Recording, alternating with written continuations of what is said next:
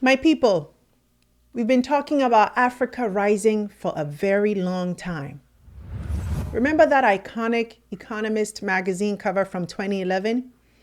The one that boldly proclaimed Africa as the, quote, hopeful continent? It was the age of Afro-optimism. Growth rates were hitting 6% in countries like Ghana and Ethiopia. Mobile money was taking off. Foreign investors couldn't get in fast enough. The message was loud and clear. Africa had arrived. But here we are, 2025, and we're still talking about potential. We're still talking about promise. Still talking about rising.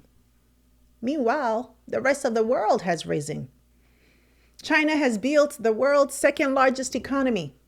India is becoming the global back office and tech hub. Singapore, Taiwan, South Korea, countries with no oil, no gold, no cocoa, have built manufacturing empires, launched satellites, and positioned themselves as global power players. And yet, across Africa today, over 430 million Africans still live in extreme poverty. That's more than 1 in 3 people on the continent.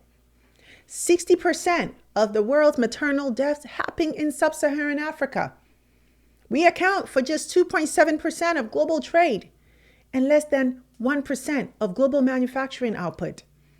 And despite having the world's youngest population, unemployment remains as high as 70% in some urban centers. These aren't just numbers. They're red flags.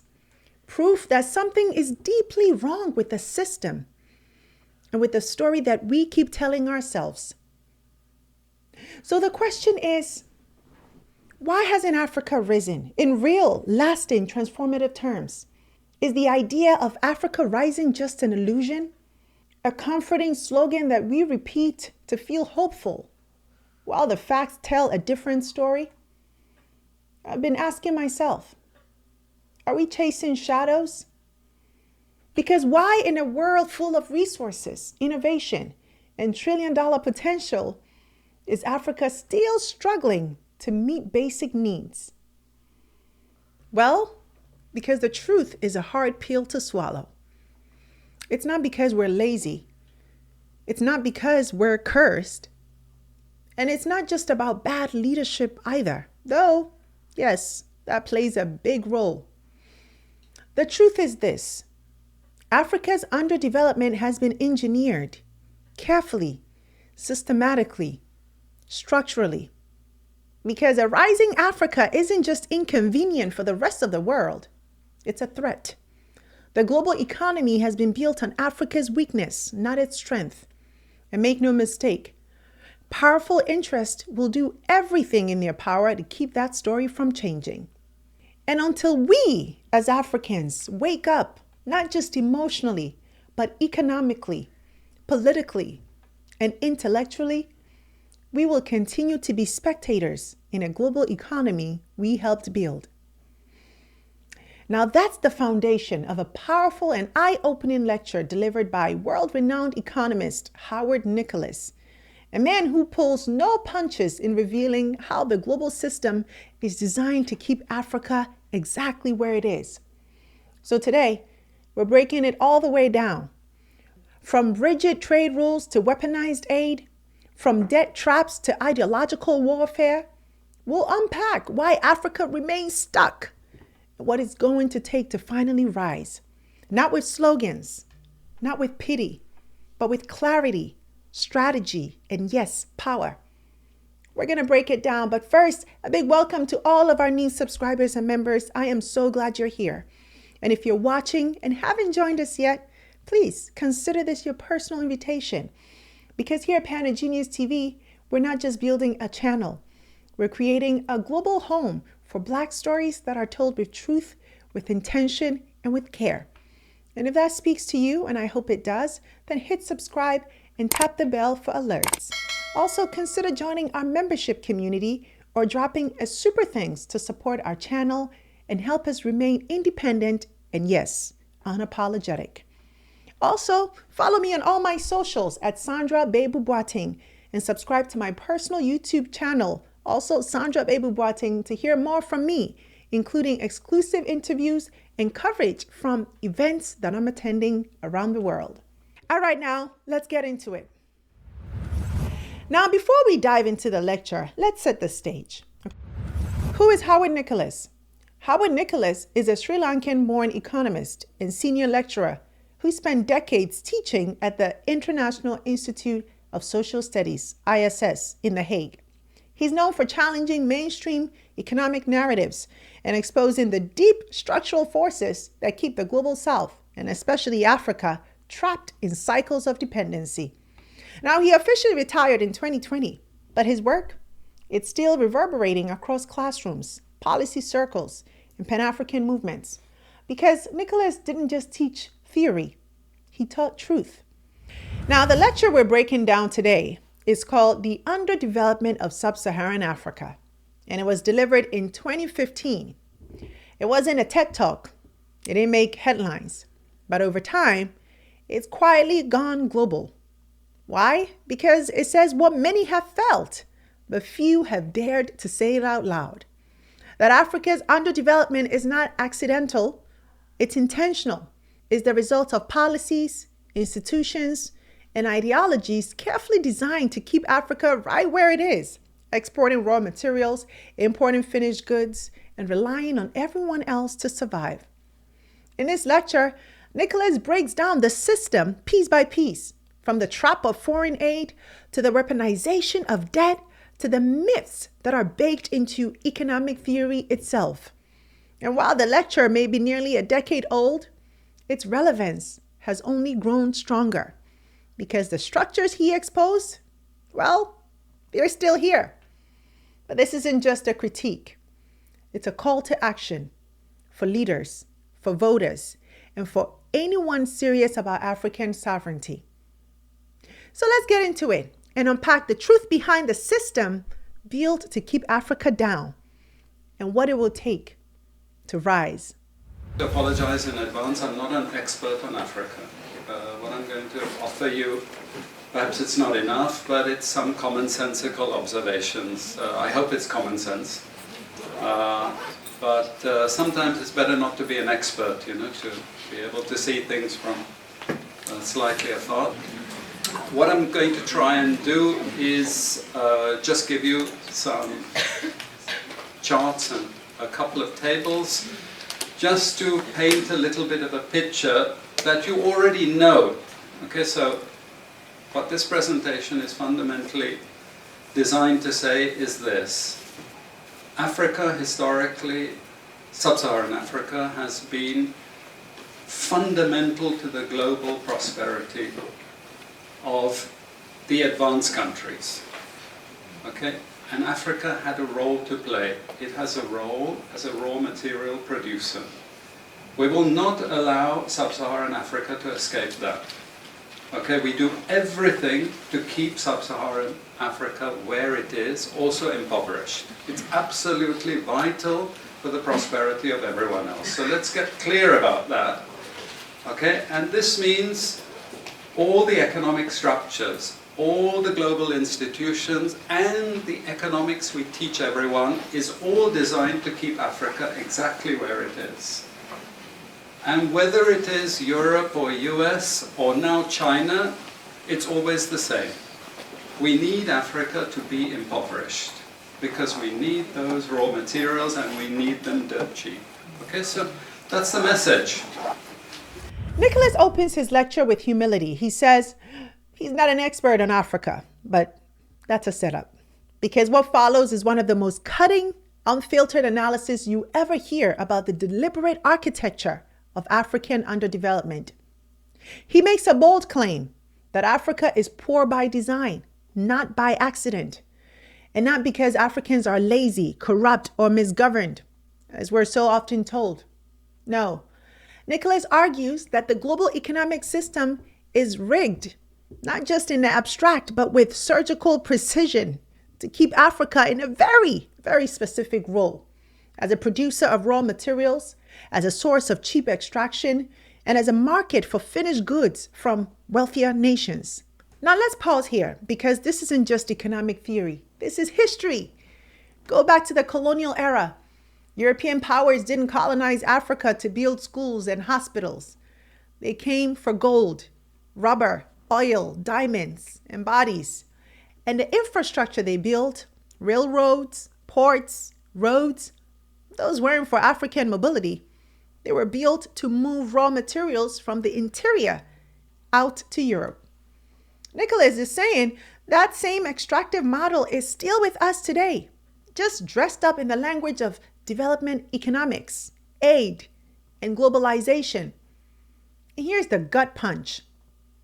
He says we, the global north, cannot allow Africa to change because its poverty is not just a byproduct of global capitalism, it's fundamental to it. In other words, Africa's underdevelopment isn't a glitch, it's the feature. And whether it's Europe, the US, or even now, China, the model stays the same. Resources in, cheap labor out. Keep Africa dependent, keep Africa importing what it could produce, keep the wealth flowing up, not inward. This is the setup for the rest of the lecture. And it's a challenge to everything we've been taught about aid, development, and the global economy. It doesn't mean to say that there's nothing Africans can do. Of course there is. Okay, but this is the opposition that they're fighting. This is what it's about. Because if Africa does do something different, I assure you living standards of all those in Europe and North America and Asia is going to fall. Okay? And that is a big price to pay. I assure you that the West is not going to allow that without a big fight. Oof. Now let that sit with you for a minute. Nicholas is making a brutally honest point. Yes, Africa can rise. Yes, Africans have agency. But we need to understand the size of the machine that they're up against. He's saying this isn't just about unfair trade or bad policy. It's about a global system that is deeply invested economically and politically in Africa not transforming. Because if Africa breaks free from its role as the world's raw material supplier, if Africa builds its own industries, adds value to its own exports, feeds itself, powers itself, and sets its own prices, that's not just good for Africa. That's a threat to the economies of the global north. And it's true. Think about it. If Africa stops exporting raw cocoa and starts making chocolate, Europe loses billions. If Africa stops selling crude oil and starts refining its own, Western oil majors lose control. If Africa industrializes, educates its youth, and demands fair prices, the margins shrink for the rest of the world. And Nicholas says it clearly. That will come with resistance, real resistance, not just political pressure, but economic sabotage, debt traps, trade restrictions, regime destabilization, media narratives, and even military force. No, this isn't paranoia. This is historical precedent. We've seen what happens when African nations try to chart their own course. We saw what happened when Ghana under Nkrumah tried to industrialize, when Congo under Lumumba tried to control its own resources, when Libya under Gaddafi proposed a Pan-African gold-backed currency. Every single time there was a backlash, sometimes from within, but often backed, funded, or encouraged from outside. So when Nicholas says the West won't allow it without a fight, he's not speaking metaphorically. He's reminding us there is a cost to Africa's freedom, not just for Africa, but for the rest of the world. The real question is, are African leaders and the people prepared to face that resistance? And will the next generation of African thinkers, builders, and visionaries be ready to push through it? Because the opposition isn't just economic, it's structural, it's global, and It's deeply entrenched. Okay, so this is what it's fundamentally about. What I want to show you is how these structures are operating. It's just 20 minutes, so we can't do very much, but just to give you a little bit of an idea. And why I keep the ideology part there is because we are part of the producers of ideology. At universities and academic institutions, we are complicit in this whole enterprise. Okay, so the job of many Western academics is to convince Africans they have to keep doing what they're doing. Okay, and to show them it's your fault that you're poor. It's not our fault. It's your fault that you're poor. You know, so this is what we do in academic institutions. Here, Nicholas takes it deeper to the ideology behind the system. Because every system, no matter how exploitative, needs a story, a narrative that makes it feel normal, even necessary, right? And Nicholas is calling out the role of Western academia, not just as bystanders, but as active participants in shaping that story.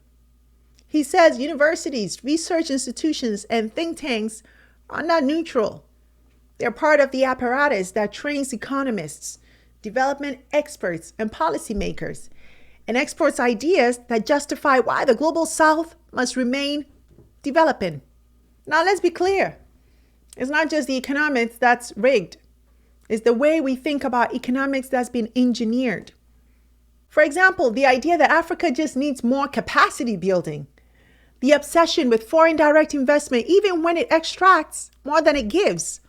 The constant blaming of corruption, tribalism, or governance, as if those things emerged in a vacuum. The praise of free markets in contests that have never truly been free. And all of this is part of an ideological toolkit designed to make African underdevelopment seem like an internal failure rather than the result of centuries of exploitation and structural imbalance. And Nicholas takes accountability. He says we, academics, are complicit. Because when universities teach students that Africa needs to liberalize more, privatize more, or follow best practices without contest, they are reinforcing a worldview that protects the status quo. And the most dangerous lie? That it's all Africa's fault. That the reason Africa is poor is Africa. But hey, if you control the narrative, you control the outcome. And that's the brilliance and the cruelty of ideology, right? It doesn't just tell people what's happening. It tells them what's possible, what's acceptable, and most dangerously, what's inevitable. Let's keep going.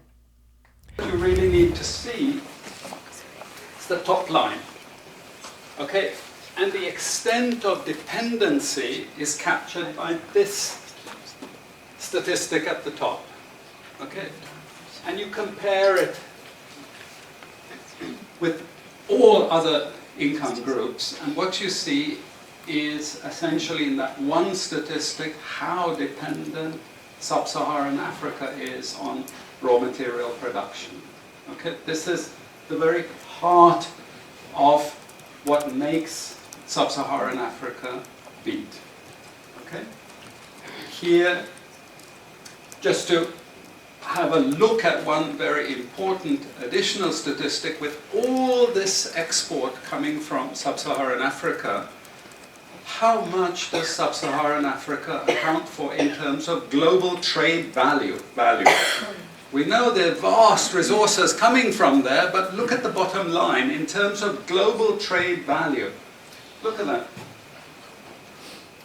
0.5%, 1975, 0.95%, going down to 0.1. To 0.1.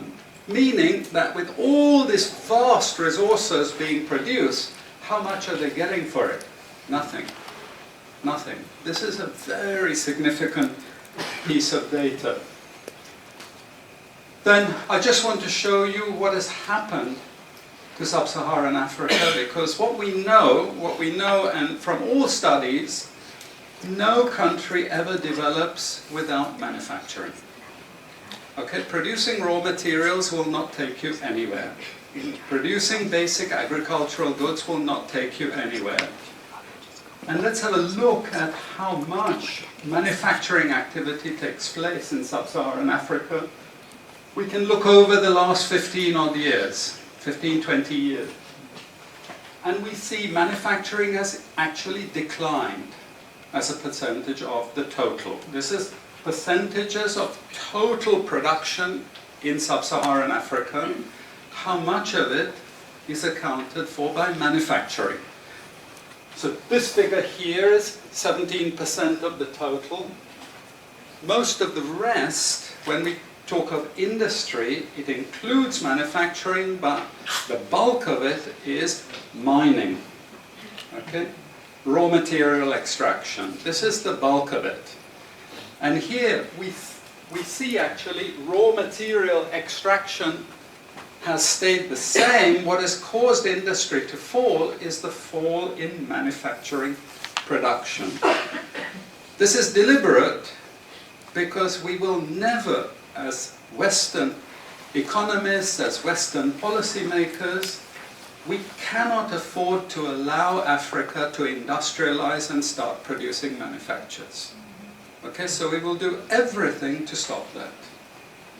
And I'm going to show you how we actually block that.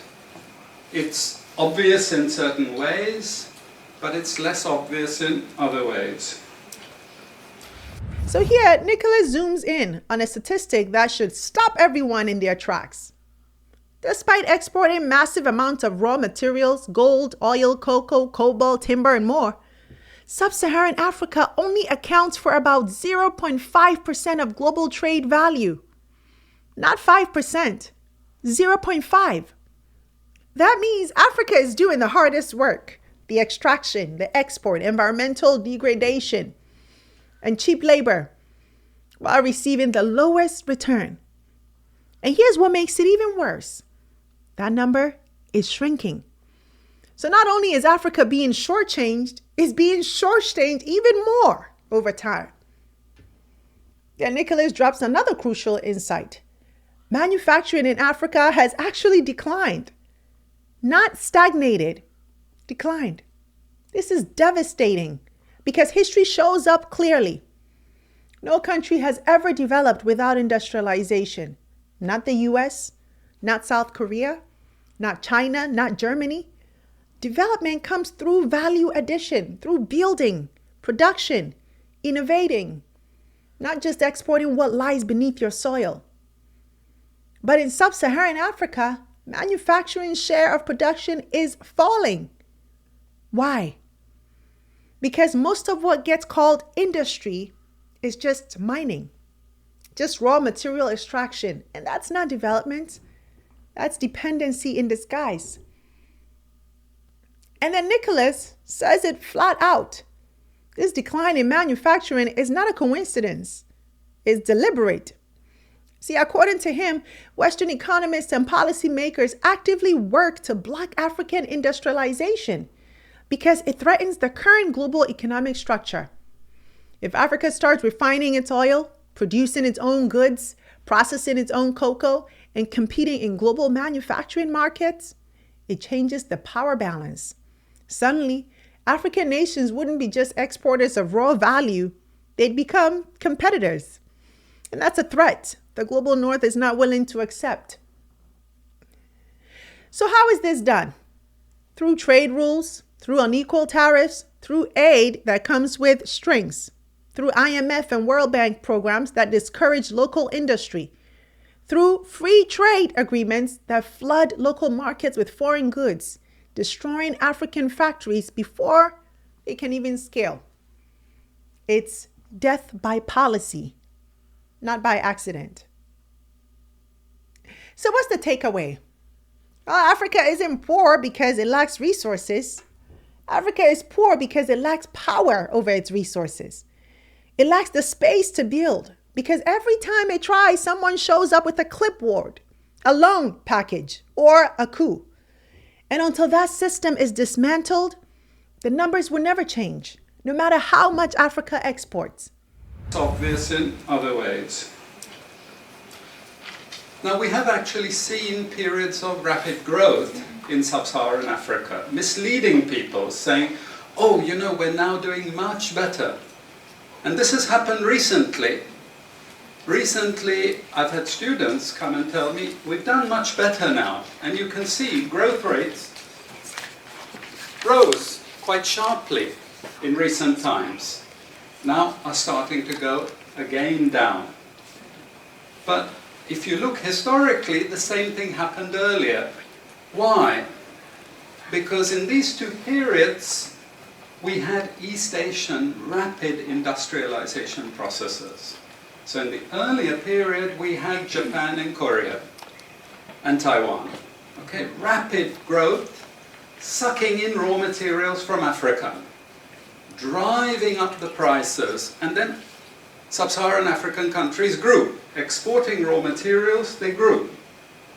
But after those countries finished industrialization, then sub-Saharan African growth rate again fell. Okay, but along comes China. Next wave. Okay, again, sub-Saharan African growth rises, but now China is going down. As many of you now know from the press, China is going down. But sub-Saharan Africa is going down even faster. And we're going to go back to where we were again, with very low prices of raw materials, very low growth rates, and again, the sorts of poverty that we saw once before. Because, bottom line, sub-Saharan Africa is condemned to this role. Just the supplier of raw materials, not a manufacturer. This is one of the most sobering parts of Nicholas's arguments, and it cuts through a narrative we hear all the time. Africa is rising. Look at the growth numbers. There is a new middle class. And yes, there have been periods when African economies posted high growth rates. But Nicholas is saying that growth is a mirage because it's not rooted in transformation. It's rooted in dependency. He explains it like this. In the 1970s and 80s, countries like Japan, Korea, and Taiwan were rapidly industrializing. They needed raw materials, and sub-Saharan Africa had them.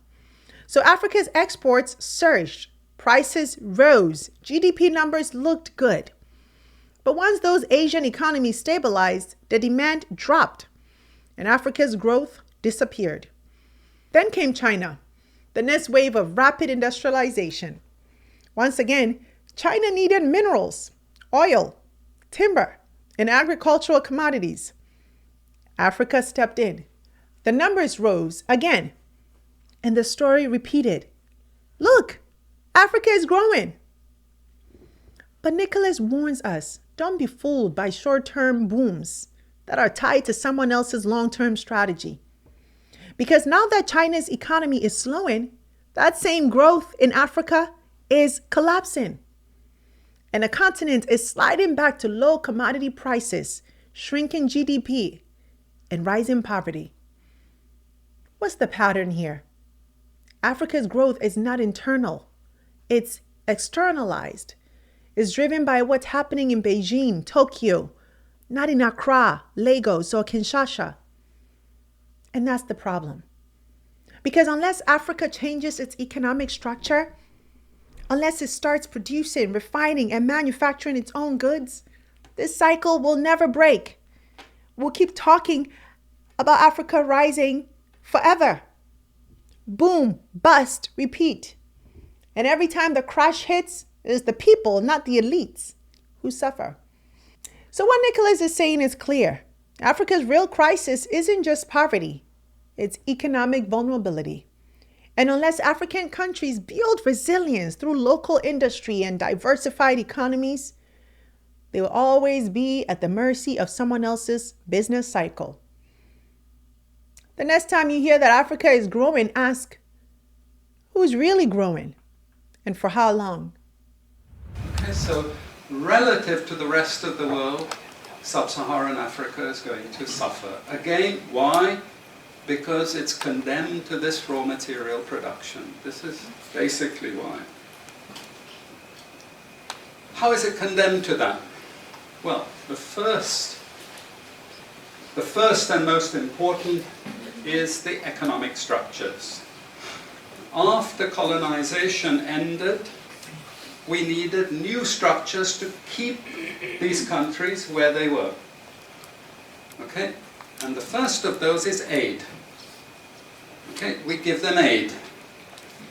Aid for what? Actually, we give them aid to keep repressive regimes in power. That's all. Okay? We're not giving them aid for much more, except a little bit of infrastructure to make sure those raw materials get to the ports and aren't gotten out of the ground. But for the most part, we give repressive regimes money and power and guns to keep that system going. This is what it's fundamentally about. All the hypocrisy about transparency and democracy and bullshit like that, it's all bullshit. You know? And at least the Chinese don't enter into that bullshit. They say, we don't care about the whole political environment, we just give the money. Okay? And it's for raw material extraction, period. Now we're getting into some of the most uncomfortable, but honestly necessary truths in this entire lecture. Nicholas is pulling the curtain back on something that has been sold for decades as a moral good, the idea of foreign aid. But he's not buying the narrative. In fact, he says flat out, aid is not about development. Aid is about control. Let's think about that. Post-independence, colonial powers didn't just walk away. They may have lowered the flags, but they kept the power structures very much intact. And when direct control became political and morally indefensible, something else stepped in. Development aid. Now, on the surface, it sounds noble. Food programs, infrastructure, health clinics. But Nicholas argues that most aid is far more strategic and far less generous than people think. He says aid is used to keep repressive regimes in power. Regimes that allow raw material extraction, sell land and minerals for pennies, and suppress their own people when they dare to resist. In short, aid props up governments, not because they serve their people, but because they serve global economic interests. And he doesn't stop there. He calls out the hypocrisy, the Western talk of democracy, transparency, and governance, while pumping money and weapons into regimes that do the exact opposite. And then he hits us with this stark contrast. At least China is honest. China doesn't pretend to care about the political system. It just gives the money. For one reason, raw material extraction. Now, that doesn't make China's model more ethical, right? But Nicholas is highlighting the difference between blunt realism and moral posturing. Because Western powers have long hidden their economic interests behind the language of humanitarianism. But the outcome is the same. Africa stays poor while its wealth flows out. Let's keep going. Number two, and this was a very important one, still is debt. I was telling some of my students today, was it today or yesterday, about Confessions of an Economic Hitman. You remember this? Have any of you heard of this one? Confessions of an Economic Hitman. It's a book written by John Perkins, who used to work for a very nebulous, opaque bank. No one had ever heard of this bank, but it was formed in the 1950s by the IMF, the CIA, and the American State Department.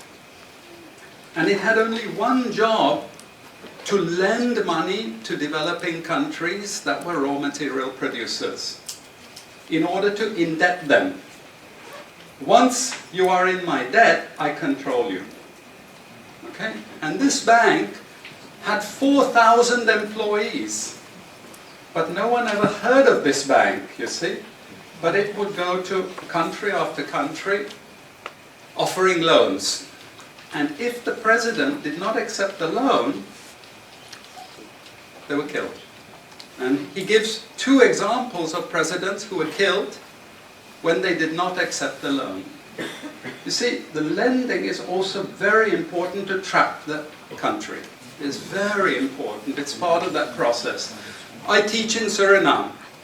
And Suriname in recent times had a huge foreign exchange reserve, so big they didn't need to borrow money. And then one of my students who was very high up in government, he said, you know, the IMF is trying to convince us to borrow money from foreigners. Why? I thought, duh, you know, sorry about this, but, you know, this is the game.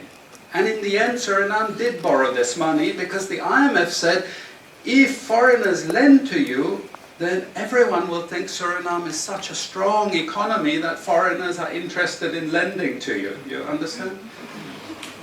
Before Lula came to power, you know, the previous president in Brazil, Cardoso, his predecessor, took a gigantic international loan.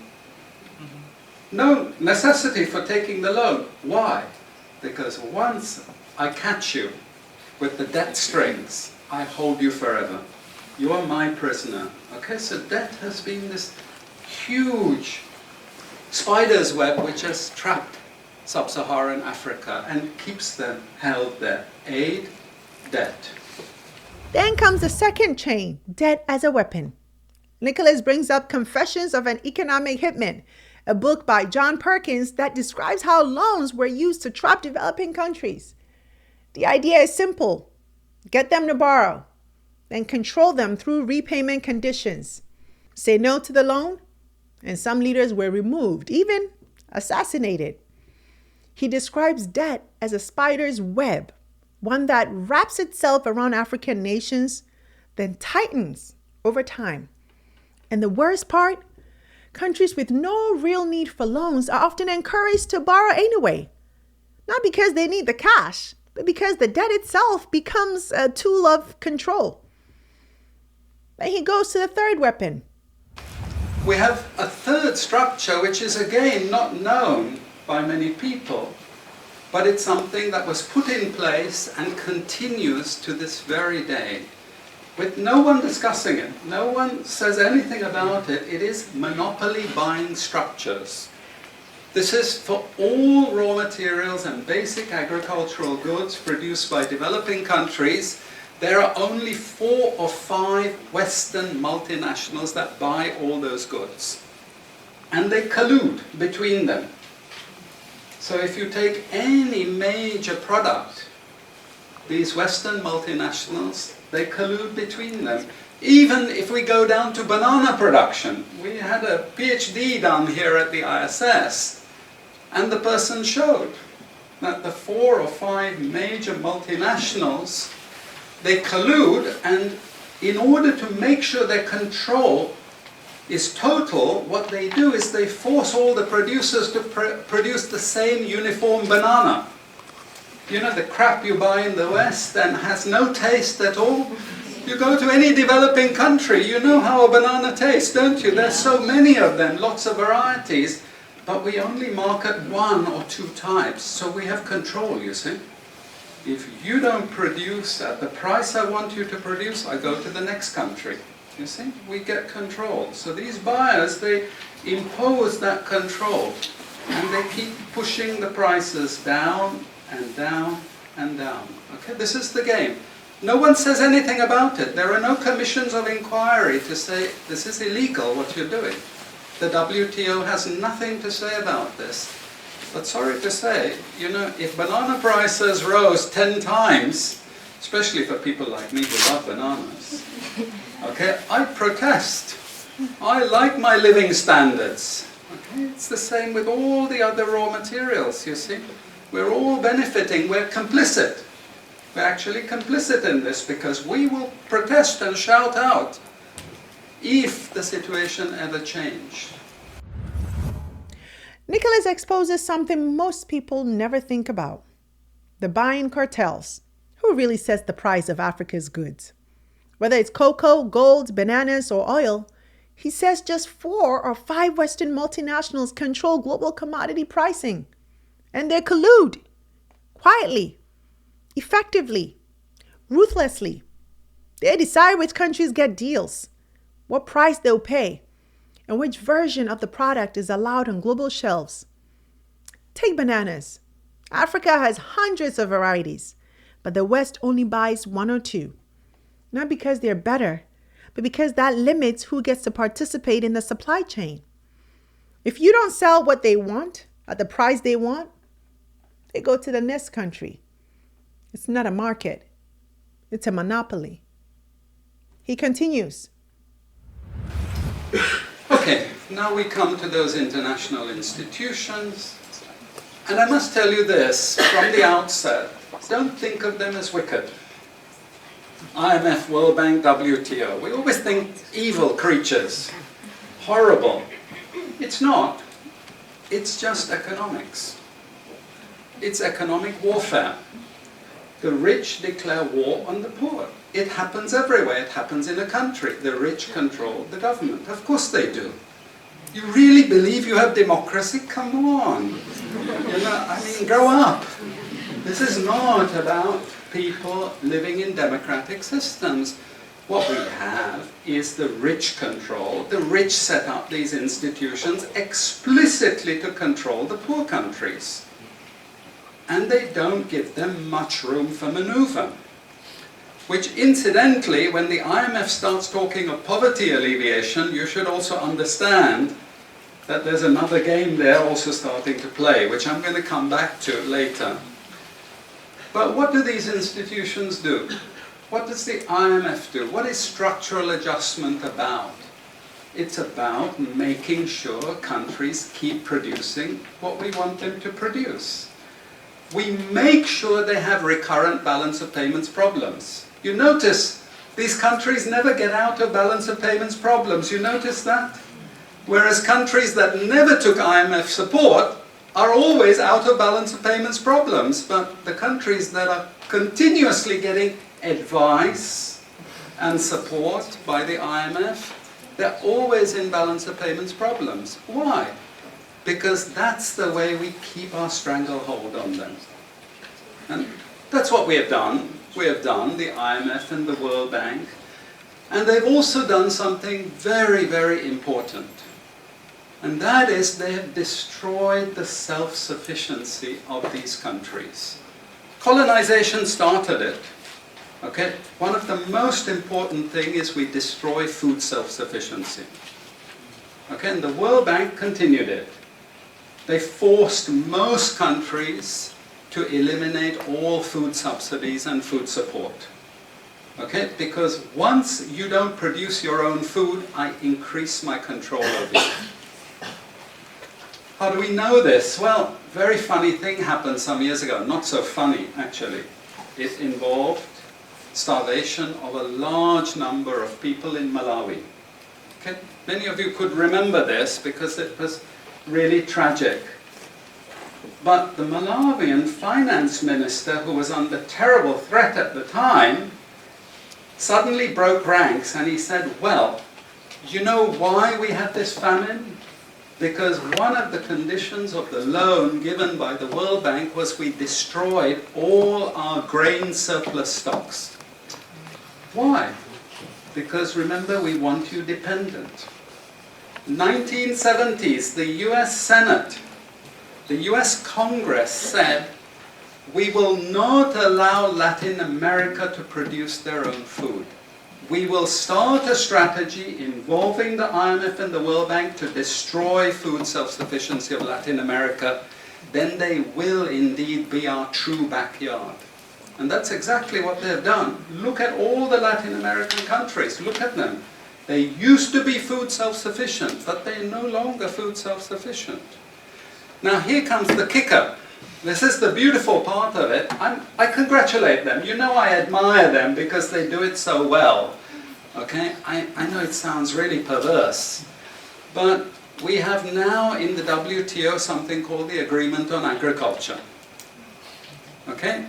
You know what that Agreement on Agriculture states? It says, if you don't have any subsidies, you're not allowed to put these subsidies on food. But if you have subsidies and income support for food production, you can keep them.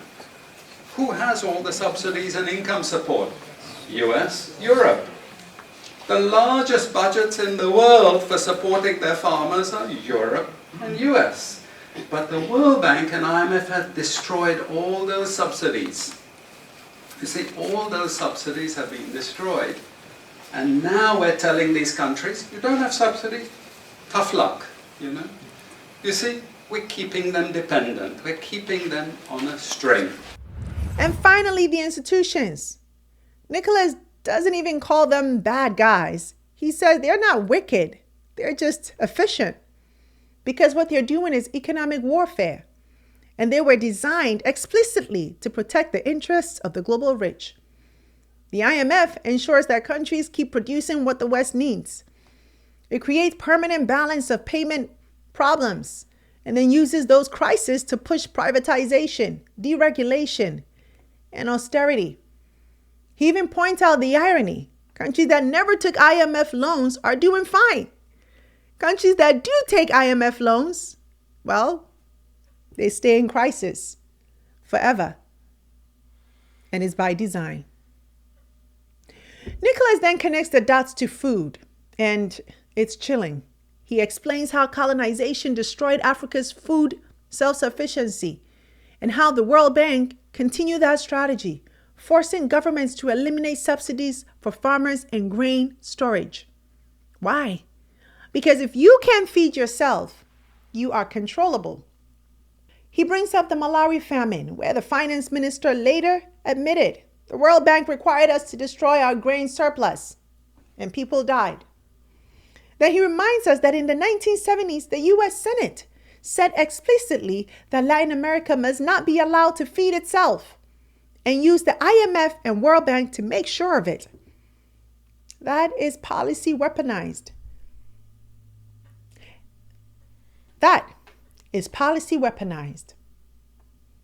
And the final punch, the World Trade Organization's agriculture agreement.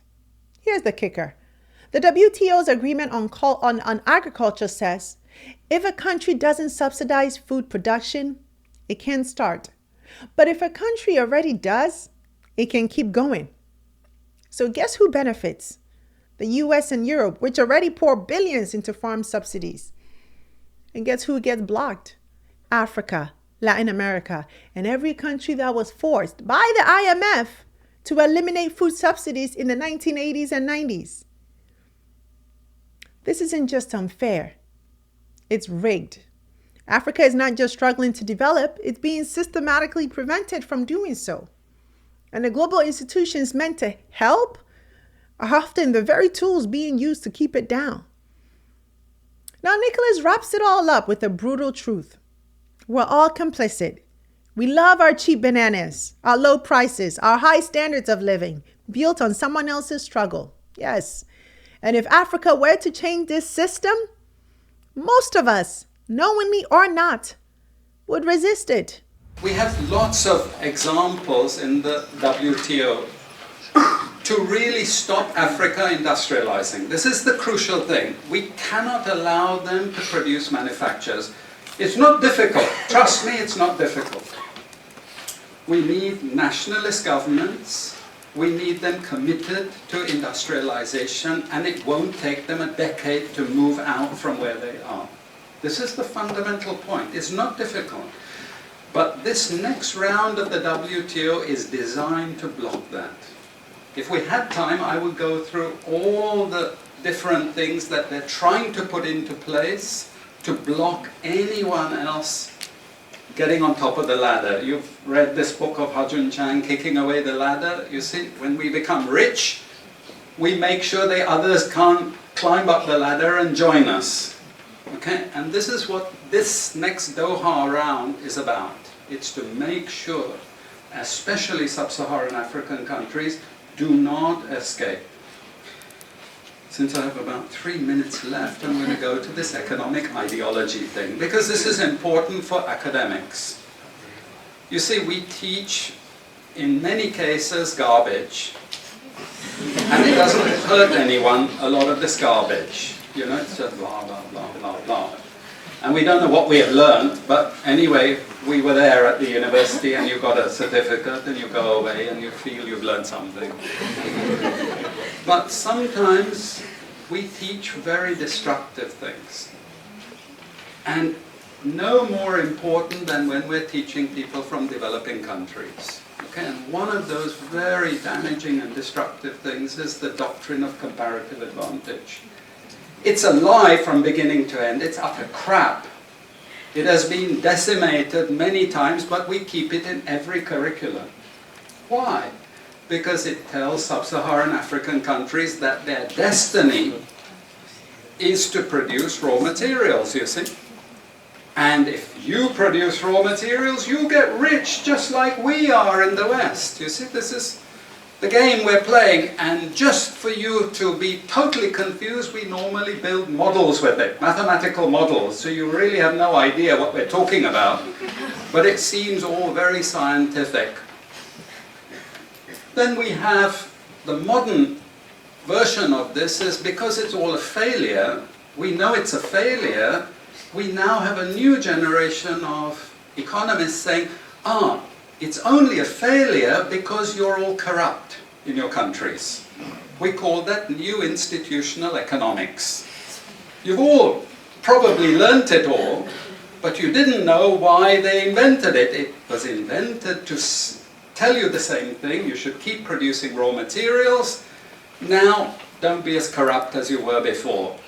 Nobody ever told you that aid was designed to actually start the corruption process in the first place. Okay, and we need corruption to make sure you're doing all these things. But now we blame the victim. You're poor because it's your fault, basically. And you're poor, stupid, and corrupt, basically. This is the message that we're giving people. We also have many theoretical justifications, but I'm going to say something controversial to end. And she's happy that I'm ending because she has to discipline me. And that is, there are also what I call more enlightened approaches, but which are also potentially destructive for sub-Saharan African development. And this is where I come back to the IMF and the World Bank. You see, now they're all into poverty alleviation. They want you to concentrate on redistributing income, and it's something nice. You're young people, you're socially conscious, you're aware. You don't like all this injustice. So you gravitate towards what we call pro-poor strategies. But actually, I'm sorry to tell you, that is not what Africa needs. Africa needs aggressive industrialization. When China was a communist country and we had equal distribution, who feared China? Who took them seriously? They weren't even the size of the Netherlands. But today, I can't open an internet site, I can't open a magazine, I can't open a newspaper without China, China, China, China. And we know what has built China. It's not socialism or communism, it's capitalism, guys. It's manufacturing, it's production. This is what creates employment. This is what created jobs. I'm not pro-capitalist, but this is the reality. And unfortunately, we're now going to get caught with the good cop, bad cop.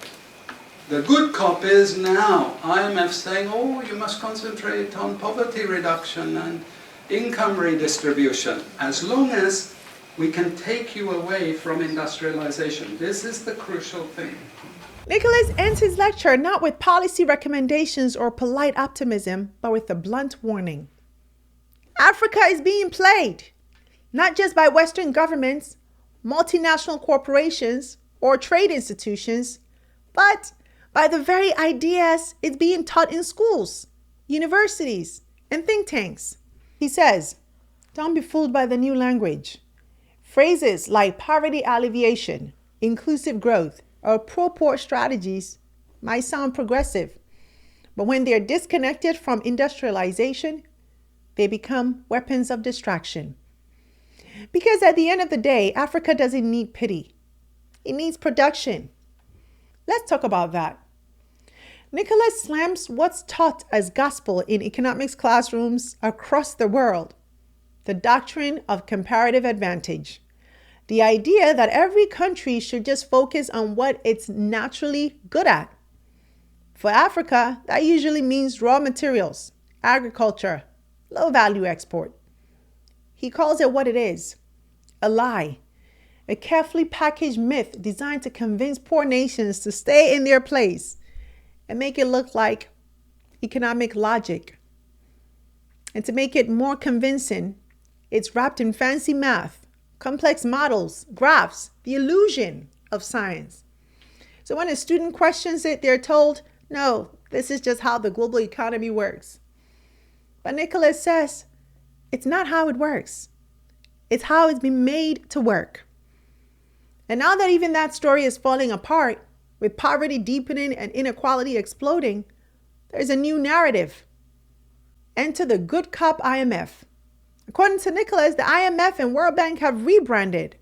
No more structural adjustment, no more austerity headlines. Now it's all about helping the poor, about building safety nets, distributing aid, focusing on equality. And yes, that sounds good until you realize what it's really replacing. Industrialization, manufacturing, production, power. He puts it plainly. Nobody feared China when it was poor, but equal. But once China industrialized, everything changed. China didn't rise because of poverty alleviation. It rose because it built things. It made things. It exported value, not just resources. That's what created jobs. That's what lifted people out of poverty. And that's what made China impossible to ignore. Nicholas isn't saying Africa should copy China blindly. He's saying, don't let anyone, not even the IMF in sheep's clothing, convince you that justice is a substitute for power. Because power comes from production, not promises. From factories, not just food banks. From control over your own economy, not just redistribution of crumbs. So, my people, where do we go from here? Howard Nicholas's lecture exposes a truth that's as liberating as it is provocative. It's not difficult. Africa's rise doesn't require magic. It doesn't require more aid. It doesn't require approval from the IMF, the World Bank, or the WTO. What it requires is nationalist governments that are bold enough, unapologetic enough, and committed enough to say, we will no longer be exporters of raw misery. We will build, we will produce, we will rise on our own terms. That's the real message. Africa's transformation doesn't need to wait for permission. It just needs political will.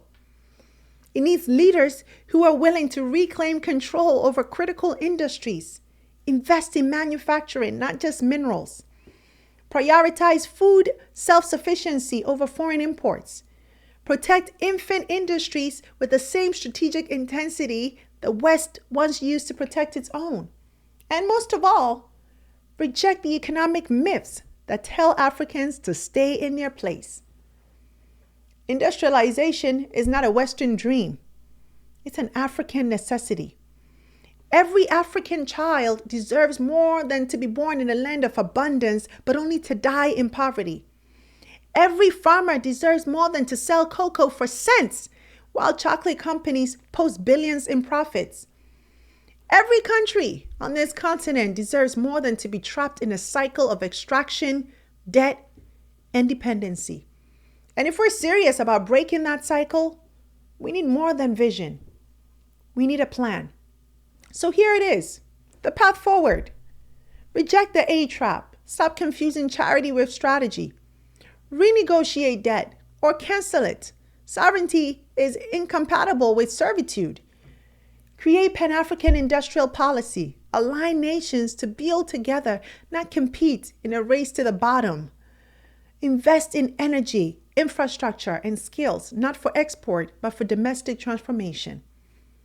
Protect local markets. No country ever developed without tariffs, subsidies, or state-led planning. Rewrite the narrative. Teach young Africans the truth about power, production, and their place in the world. But here's the final truth. None of this will happen without pressure from the people. Because the power to build a new Africa or to keep it shackled is not just in the hands of presidents, economists, or foreign banks. No, it's in the hands of voters. It's in the hands of people like you. If we want nationalist governments, we must stop voting for puppets of foreign interests. We must stop electing leaders who sell out our resources for temporary gains. We must demand competence, vision, and courage. We must ask harder questions, read between the lines, and challenge empty slogans with real accountability. Don't just hope for a better Africa. Vote for one. Organize for one. Demand for one. Because at the end of the day, you don't just get the leaders you elect. You get the economy, the vision of Africa that they believe in. The system will not fix itself. We have to choose to break it. And that choice still and always belongs to us. So, will Africa finally rise? Or is it going to remain rising forever? The choice is in your hands, and the power is in your hands. And so I hope you learned something from this episode. For me, Nicholas's lecture was an eye-opener. And if you did learn something, don't keep it to yourself. Share it widely. Amplify it on your socials. Start and let's continue the conversation. But I want to hear from you. Are you ready to help turn the hope of a rising Africa into reality? And if so, what role are you going to play? Drop your thoughts in the comments and let's build this together. That's it for today's show. I'm Sandra Babu-Boateng. Thanks for watching. Until next time, take care. Hey you! Thanks so much for watching this episode. I hope you enjoyed it. And if you did, don't forget to subscribe and join the family. Also, visit face2faceafrica.com for your daily news and updates on what's going on within the global Black community so you can stay informed.